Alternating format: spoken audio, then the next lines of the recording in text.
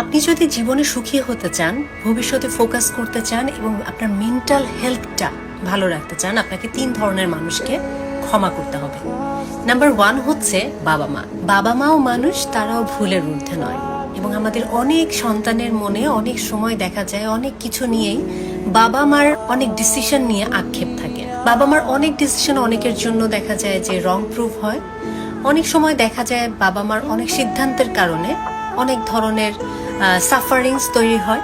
দেখা যায় তাদের চাওয়া পাওয়ার সাথে আমাদের চাওয়া পাওয়ার অনেক জায়গায় অনেক ধরনের ক্লাশ সৃষ্টি হয়। এগুলো নিয়ে আমরা মনের একটা কোণে খুব বড় ধরনের গার্জ পুষে রাখি এবং আমাদের মনের এই কষ্টটা এমন একটা কষ্ট যেটা কারোর সাথে শেয়ার করা যায় না, বলা যায় না, নিজের ভিতরে কুড়ে কুড়ে খায়।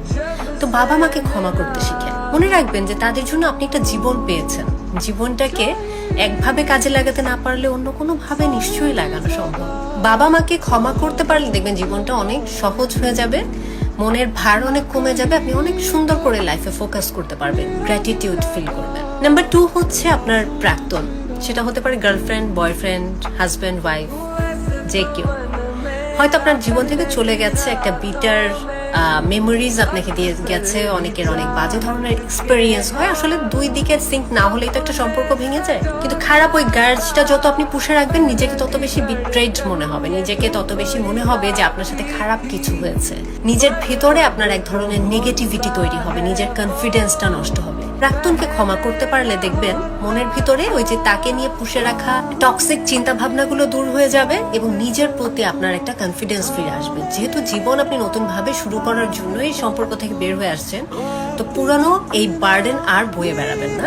নিজের ভিতর থেকে ক্ষমা করে দিতে পারাটাই হবে আপনার জন্য সব থেকে বেস্ট ডিসিশন। এবং সর্বোপরি যাকে আপনার ক্ষমা করতেই হবে সে হচ্ছে আপনি নিজে। নিজেকে নিজের ক্ষমা করতে শিখতে হবে। আমরা অনেক সময় দেখা যায় অনেক মানুষই সেলফ গিল্টিতে ভুগে নিজেদের জীবনটাকে একদম বিষিয়ে তুলি। আমার দ্বারা হবে না, আমি এটা পারবো না, আমি এটা করি নাই, আমার ডিসিশন ভুল ছিল, ভুল মানুষকে পছন্দ করেছি, আমি ভুল সাবজেক্ট চুজ করেছি, আমি ভুল চাকরি করছি, আমার পুরো জীবনটাই ভুলে জর্জরিত, আমার দ্বারা কিছু হবে না। যত আপনি এই নেগেটিভ অ্যাফার্মেশন দিবেন আপনার নিজেকে, আপনি নিজেকে নিজেই শেষ করে ফেলছেন। মানুষের ওয়ার্ডস গুলো ভীষণ পাওয়ারফুল এবং আপনাকে সেটা নেগেটিভলি ইম্প্যাক্ট ফেলছে, আপনি হয়তো নিজেও জানেন না। নিজের ভিতরের পোটেনশিয়ালিটিটাকে বুঝতে হলে, এক্সপ্লোর করতে হলে আপনার নিজেকে ক্ষমা করে দিতে হবে। নিজের সাথে এত হার্ড হবেন না।